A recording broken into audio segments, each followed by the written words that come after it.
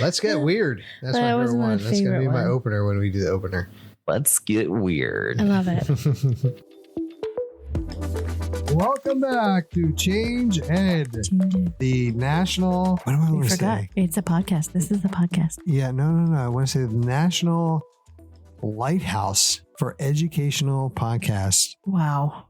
Wow. Even our guest is already talking.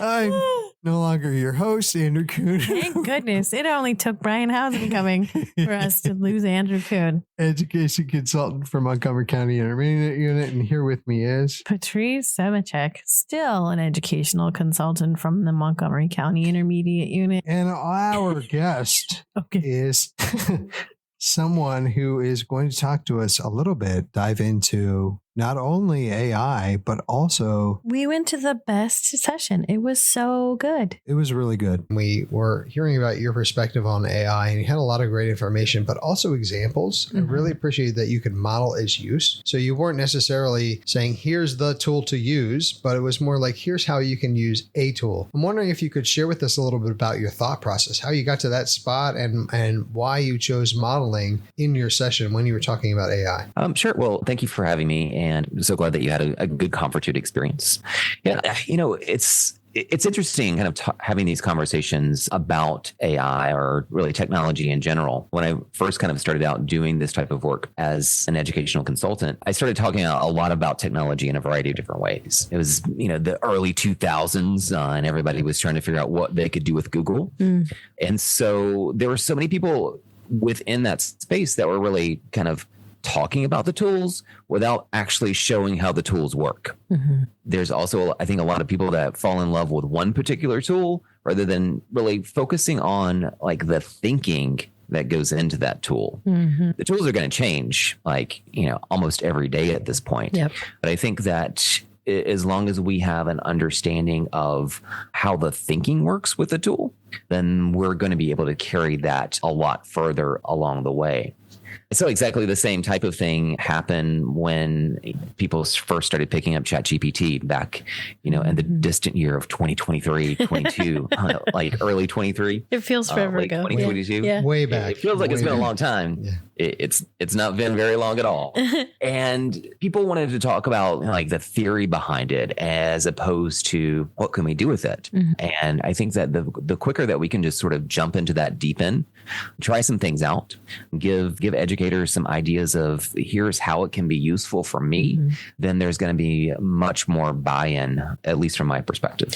I really appreciated how in your session you started with the why. Like, why is this even important? Why is this even something we should be spending our time in? And then you listed like 3 or 4 different ways we should be thinking because you used AI to help answer this one question, which was fabulous. And then you got into, okay, well, now let me show you, which was the other thing that I think Andrew mentioned too, showing them that it's not this big scary tool that could possibly take over their jobs or remove something from them. Instead, it's an addition to what they're doing. And then you like demonstrated, okay, well, how can I use this in the classroom? I think that's a really powerful way of getting people to understand, to get over the barrier of AI is this new tool that's going to potentially kind of really shake things up. And the other thing we have a lot of really interesting conversations, Andrew and I, is kids are using it anyway. So we need to help them use their power for good instead of using it for whatever the nefarious reasons they're using outside of school or even within school, right? Like so many nefarious reasons. So especially with gifted kids, if we're going to be honest. Like if you only use your power for good, it'd be amazing. So I think the way that you presented it was fabulous. So have you, in terms of, because you've been presenting for a while now, right? Like I've seen you at a few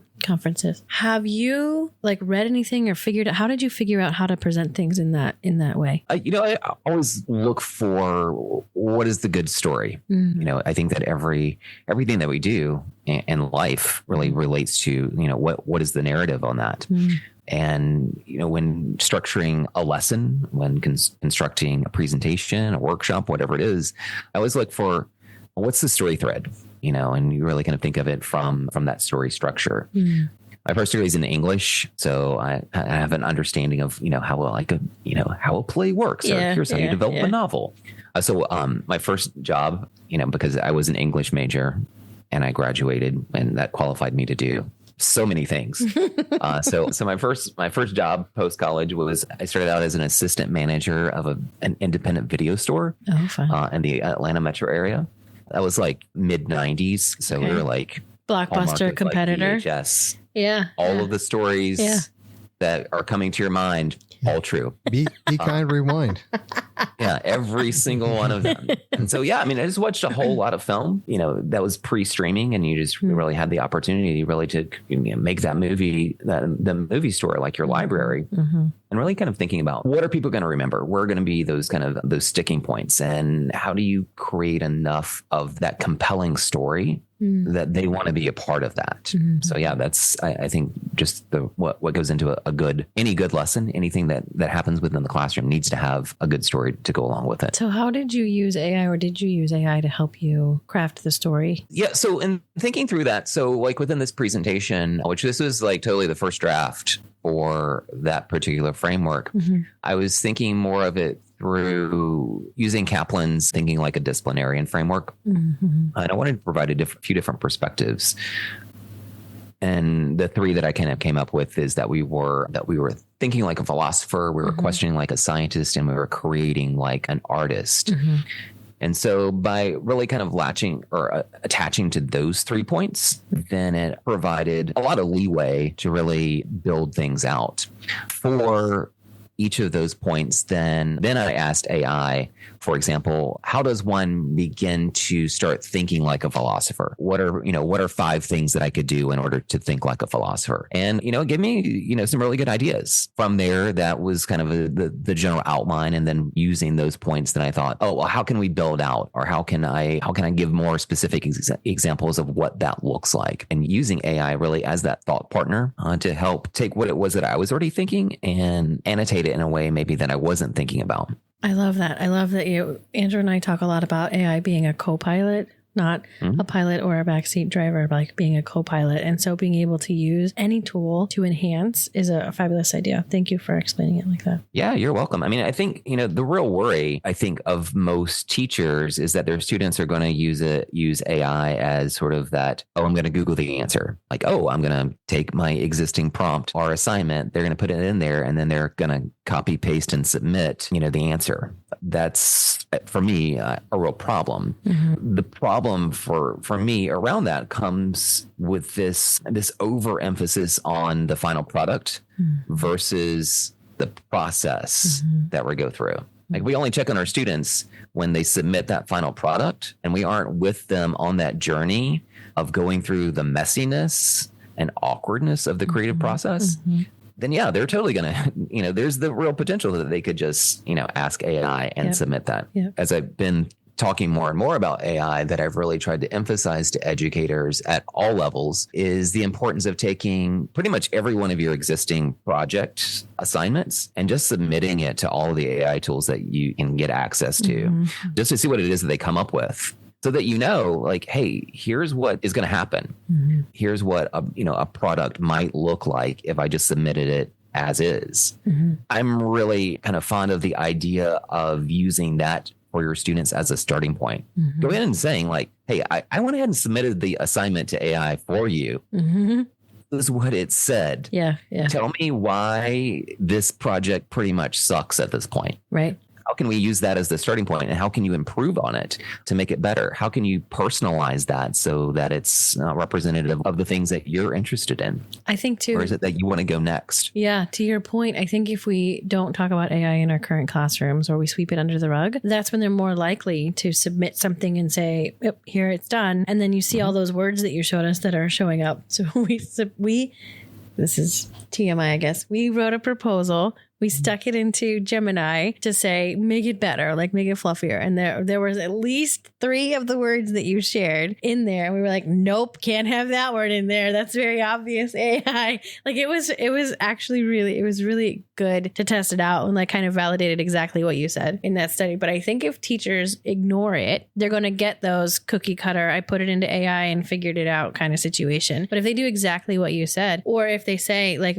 okay, we know this is what's going to happen. I need you to write something, put it in, make it better, and then you revise it, use it as a revision tool. I think we're going to see a lot of really cool things. And I like how using what you suggested allows kids to figure out how to prompt AI better too, to give them the answers that they're really looking for. Yeah. I mean, for me, AI has that potential to be that thought partner that you can bounce those ideas back and forth. And for many of our gifted kids, they do not necessarily like to collaborate with others because they've had some really bad experiences with that. But I think with AI, then they have this potential to, have some really interesting conversations. Granted, they should also be having human to human conversations and not just human to AI conversations. But I think it affords them some new opportunities to think about things in ways maybe that they haven't been willing to do before. Brian, one thing that you were talking about that I really appreciated and wanted to just take a minute to talk about was that, we all rely on previous experiences to help us understand something that's new. What can we attach it to? What can we look at? But I think one of the shortcomings of us doing that is that we're Googleizing AI and we're saying, oh, let me go there and get the answer and come back. What does it look like to authenticate that answer, right? How do we consider all of these things that are part of it? And what I love about what you're talking about is how is this now a dialogue? And one of the things that I saw that was so powerful, just to see it come to life in your session, was the speed with which you can get that information back. And now it's all encoded. So the information comes to you so fast. You can make these decisions, but the part that humanizes it is based off our previous experiences. We could have got there, right? But it would have taken so much longer. And you're like, oh, yes. And that makes me think of the next thing. So it actually pushes us to the next level. We can stay at a different level of thinking and processing versus, kind of ebbing and flowing. We can get to that spot, like you said, with this thought partner. When I interviewed for the job that I'm at, I actually said, I don't do anything in isolation. I'm always talking to other people. And now you can develop this thought partner that actually eventually understands kind of your perspective, or what are you asking by what you're not asking. And right, we're only at the cusp of where this can go and the potential of it. So the thing that I took away was just how quick it could happen. And even you gave us 5 minutes in our session to talk about different ideas we could do with something. And then you're like, well, let's just punch it in here. And boom, we had the ideas we came up with in the room plus, easily 15 more that just, instantaneously. But then we could take that even further, where instead of our entire session with you being about this one part, you beautifully and masterfully demonstrated for us that power and how we can work with AI, not just looking for an answer, but we knew where we wanted to go. We didn't necessarily have it all mapped out of how we were going to get there, but we knew where we wanted to go. And I loved how you were saying, the journey can be messy. And so we also kind of demonstrated that, like, oh, okay, let's lean over into this example, or let's look more into this. But that instantaneous, not just fast to be fast, but to help push us along and take us further along the journey. Thank you for just giving me all the feels, and thank you for the positive feedback. I'm just going to put you on repeat. Oh, good. Anytime. Call us for a hit. So yeah, I think that until people see those possibilities, then they just don't even know. Like they don't know what they don't know. And then once you open up that door, then they can start saying, oh, well, if it could do that, I wonder if it could do this. Also, and kind of thinking through, this portion of the conversation, I'm sort of reminded of that quote from Arthur C. Clarke, who says something to the effect of, any sufficiently advanced technology is indistinguishable from magic. And indeed, the first few hundred times that I saw ChatGPT or Gemini or any of the AI large language models produce some relevant content, it felt like magic just because it happened so quickly. No matter what it is that you ask AI to come up with, then it's going to produce something that's going to fit exactly what it is that you're asking for. That feels just really new and fresh. And we're almost 2 years into this, and it feels incredibly exciting still.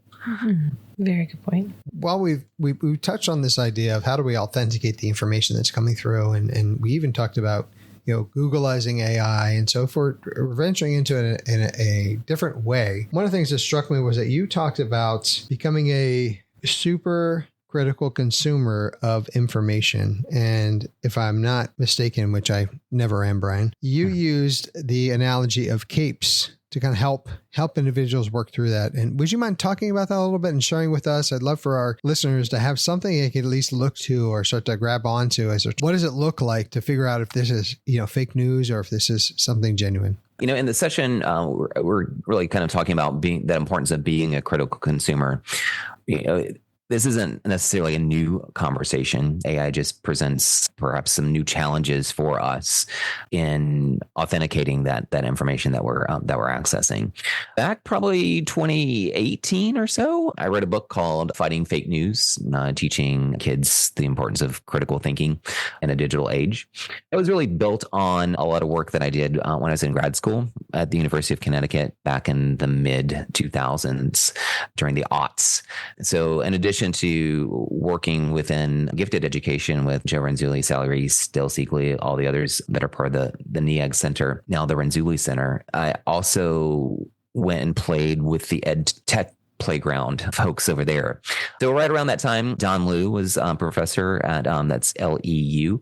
Don was a professor at UConn, really focusing on new literacies, because what they were really kind of finding out in those early 2000s is that as students were navigate search engines, they were also having to learn this set of new literacies in order to be better internet searchers. One of the studies that his team, the new literacies research team, was kind of probably famous for was the whole Pacific Northwest Tree Octopus website, and that students went and found the Tree Octopus website, but then they thought that the information that they found there was 100% accurate. I was like back 2005, 2006. Yeah. It's now 2024, 20 years later, almost. We're having exactly the same conversations. Yeah, we are. Like, because AI can very quickly produce this information, doesn't necessarily mean that it is correct. So to really kind of battle that in that Fighting Fake News book, I created a framework that I called CAPES. So that what we want to do is when we're looking at that information, and this works mostly with more kind of like news media outlet type of information versus what AI is producing. So the CAPES is an acronym, so that each letter stands for something, a different kind of way of thinking. So the C is for credentials. Are we going to be able to find out who is saying this information? What makes them an expert on that particular topic? The A stands for accuracy. Can we look and determine how true or not true that is? Can we compare that with another source? Can we triangulate that data? P stands for the purpose. Is this really the purpose meant to persuade? Is it meant to inform? Is it meant to entertain? Or is it trying to sell us something? So kind of using that PIES framework: persuade, inform, entertain, or sell. That purpose is really important when we're looking for that information, particularly coming from online news organizations. Mm-hmm. The E is emotion. As I looked at other critical thinking frameworks and really thinking about information that we find online, the emotion portion was really left out of that. How does that information, factoid, website, story, YouTube clip, whatever it is, how does it make us feel?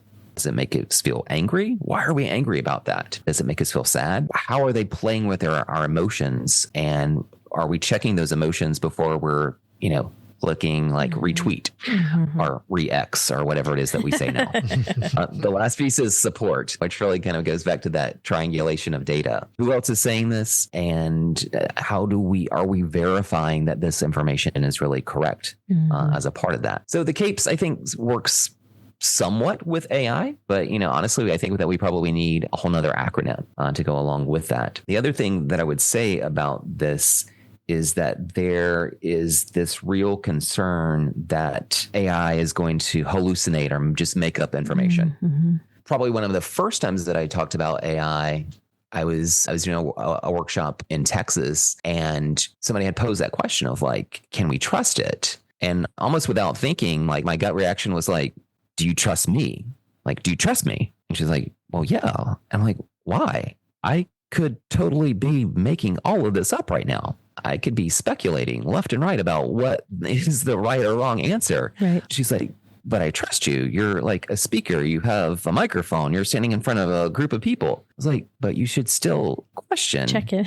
what it is that I'm saying. Yeah. You don't just need to accept it. Yeah. Like you got to fact check it.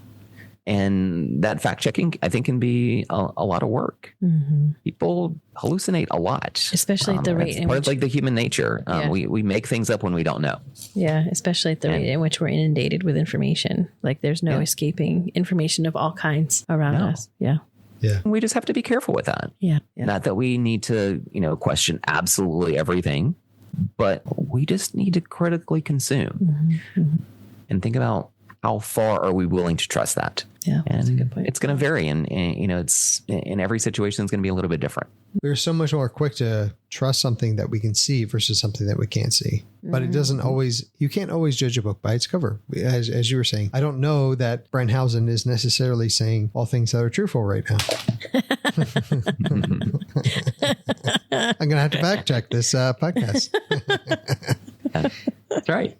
I could be completely lying to you right now. Yeah. But it's fascinating because I think we just have we have to be careful, and you have to believe in someone, something.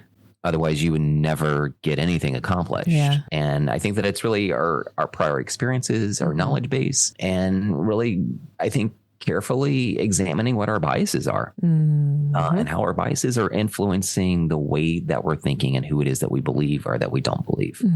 And it's a complicated minefield that we have to navigate. Yeah. And, to teach our learners, our kids, how to navigate that minefield it's a Herculean task, to say the very least. Yes, I would definitely agree. Brian, one of our long-standing traditions on this World Renowned podcast, very popular in North Carolina, by the way. Where it will be now. Yes, is that we like to give our guests the second to last final thought. Do you have things that you'd like to share that maybe you didn't get a chance to say, or that you'd like to circle back to and really emphasize? Andrew likes to give the second to last because he needs to have the last word. This is going to be challenging this time. I'm not going to lie. I would say for my second to the last thought as it relates to AI is to be curious, to try things out with AI. Don't be so quick to judge when you haven't asked it questions yourself. But you have to be willing to jump in that deep end to see what it's capable of. If we automatically discount it, or try and shut it down or ban it before we even have an understanding of what it can and can't do, then we've already lost. This technology is not going to go away. It's going to continue to get stronger and more advanced, and it has a tremendous amount of potential. I think that it can be a really beneficial tool for us. It's not going to solve all of our problems. It's also not going to end the world as we know it. Yeah. At least today. Tune back into the podcast to learn more about that. Well, obviously you've seen my notes because you said everything I was going to say, Brian. So now we've got to come up with new material. You're welcome. On the fly. We really appreciate you coming on the show and sharing your time, your wealth of knowledge, and even your experience. There were two things that really, one thing that really, there were a lot of things that really stuck out to me. Two, then one, then now a lot. Wow. One of the things that really stuck out to me. There we go. When you were talking about your own presentation, how you prepare it, was you said, what are people going to remember? I truly believe this is one of those moments in history where people will look back and they will remember how we handled it, what we were doing, our apprehension about it, but also the great opportunities that were in front of us, and even look back and say, but we had no idea this was coming. This opened up a whole new can of worms or made a whole new world of possibilities. And what I appreciate about that is, people will also remember our own individual approaches with it. And as educators, we have this additional responsibility of, we can elicit fear, or we can elicit excitement or caution. There's a lot of things that we do, not just by what we say, but by what we actually do. So I felt actually very encouraged by that people are going to remember our actions. They're going to remember how we talk about things and what we do with it. And for all of our listeners, the one thing that I really liked in your conversation about capes is at least a spot that we can start and enter into this conversation and start to empower ourselves and our students. The thing that I wanted to remind all of our listeners is to follow the airlines and first put on your own capes before you help students put on their capes. Wow. Yeah, I've been working on that for 20 minutes. That was really well played. Wow. That was a lot.